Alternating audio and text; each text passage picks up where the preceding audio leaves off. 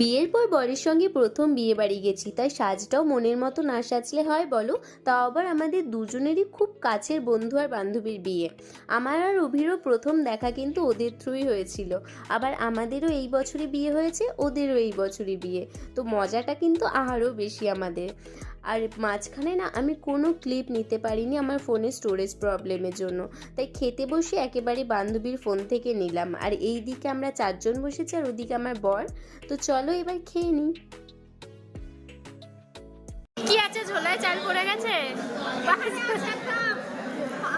দেখি, ব্যাগটা দেখা।